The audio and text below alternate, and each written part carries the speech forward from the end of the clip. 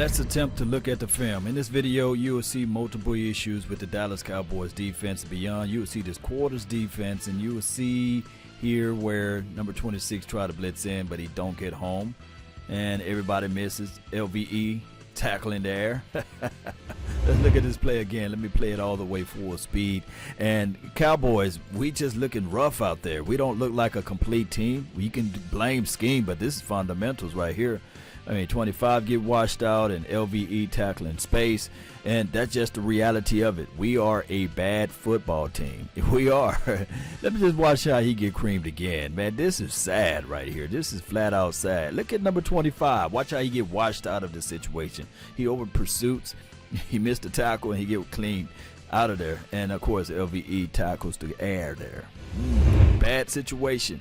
Now, we're still in some variations of a pass pro type of defense. You'll see this supposed to be a single high safety look. I call it a low high safety look. And, of course, from the naked eye, you'll see that number 37 made the play. Now, what happened off of this play, let me just dive a little bit deeper into everything so that you guys can see what I'm talking about. Here's what we have. You see number 25, Deuce Nickel.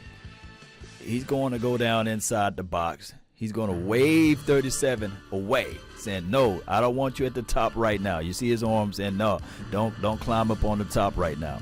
Now, one can argue that the switch is supposed to be on 55 double nickel. Nevertheless, he's covering the flats. This guy need to chase his over this area. Why, Lord? Why? Well, this is the strong side of the field. This is only one eligible receiver. Everybody knows simple math. If you're going to have one eligible receiver, you don't need help on that side. And this guy's not solidified as the next Randy Moss, so you don't need to have help over the top, dare I say. But this is your strong side. You want your safety to cheat to that side of the field. He cheats there. Well, he got there too late. On top of that, Cowboy Nation, he's not tall enough in this area here. He's not deep enough as the safety. He's not able to see the play develop from here. So he got to chase and get there. He got to get there. If he were to cheat a little bit sooner, this could probably have been a pick. Nevertheless, I'm not going to talk about 37 because normally somebody can say, well, can 55 have the cognitive cerebral attention to switch off quick enough? And he just covered the flats here. He got the middle hook right here. That's the issue right here, Cowboy Nation, is that we are fundamentally not playing football wise. It's just unwise for that play to occur. And watch how number 25 wave off 37. No, don't come on that side yet. I'm going to blitz around and get to the quarterback, and we don't get there. Shout out to 37 for saving the touchdown, though. L. Thomas had a great day.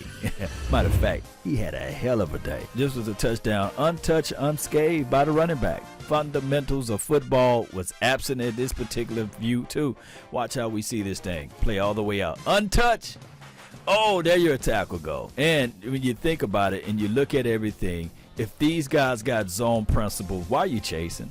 You got outside contained. You got outside leverage. These guys are responsible for the outside. What are you doing? What are you doing, Jalen? And if you look at the scouting report, you will see even before the injury, what have you, he had problems disengaging. And once he's engaged, it's over with. The front is really not giving you no pressure at all.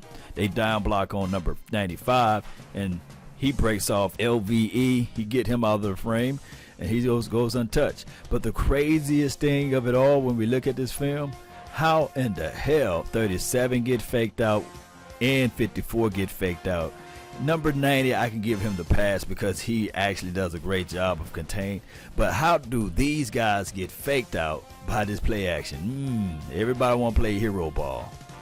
Look, he's not keeping his eyes down the field on the quarterback to the running back. He's watching the motion guy.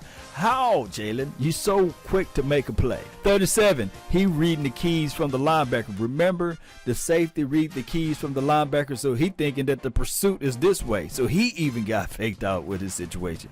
Here's your last hope right here. LVE. Oh, he get greeted by the guy inside, and he goes untouched, unscathed. Two missed tackles right there. They can't flip off of their guys to get that guy down. So those are two missed tackles. Let me go back to the origin of everything again. Let me show you. They did a great job of down blocking on number 95. Watch, hat on the hat. They focus in, get their hat on the hat, get the pad levels low. He's low. I love it. Low man wins. That's trench warfare. He digs inside. He's looking for space. Let me put my body weight on LVE. And he goes untouched. This is crazy film, Cowboy Nation.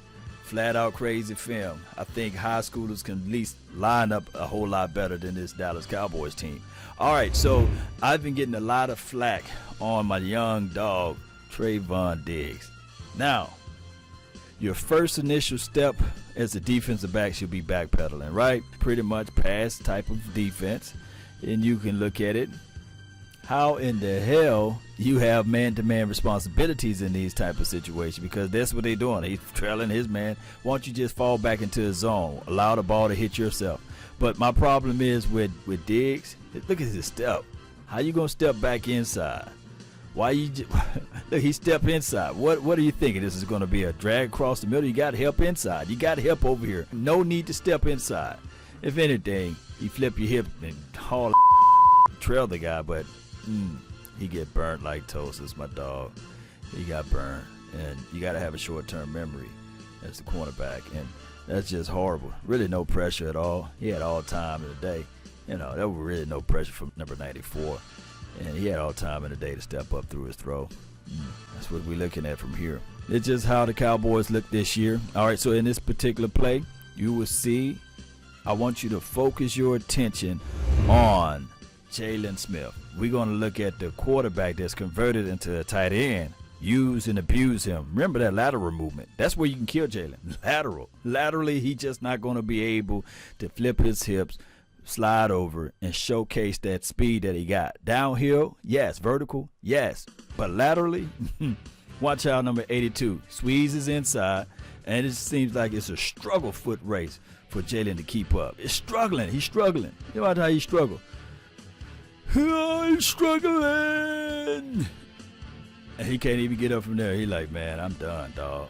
Cowboy Nation, we in a bad situation regardless of how we look at it on the secondary aspect of it. The only person that I can give a little longitude and latitude to is Diggs. I know people going to hate me for that, but I still like Donovan Wilson over the other dude. What was his name that everybody was used to like, Darian Thompson. I still like Donovan Wilson over him. And on top of that, I just look at this team. In order for this team to get to the right graces, they're going to have to make an investment on safety. They also going to need some help in interior. Poe is really not showing us anything, and you definitely not getting anything out of Tyrone Crawford. Granny Hips Crawford, you're not getting nothing from him. So this team is a long way to go. Now, Stephen Jones came out today on 105.3 The Fan and said, hey, we like our guys. And he also said he liked the staff. I don't know if this is just a dog and pony show, but that's just what he said. So we're going to have to face this particular reality for the remainder of the season. I don't really think that they will make any necessary trades before that time frame. If so, it'll be nice if they pull the trigger on a Gilmore or whoever that's out there on the streets that they talking about in the trades arena. I'm looking for this team to just roll with what they got, maybe organically tank this thing out, and maybe, just maybe, in the draft next year, you bring out some more people. Newsflash, that would still be the problem.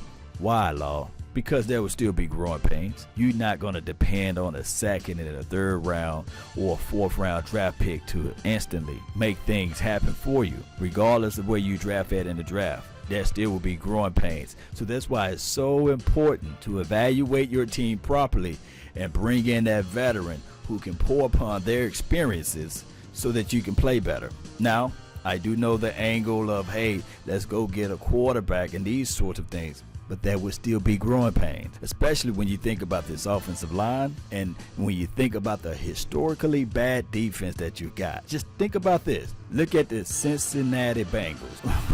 Let me know what their record is. They're going to have to go through this whole year for growing pains. They got the quarterback. The quarterback is nice, but they still can't win games. Let that sink in. That's been my time. I really thank you all for yours. And remember, you're listening to nothing but the best. Salute.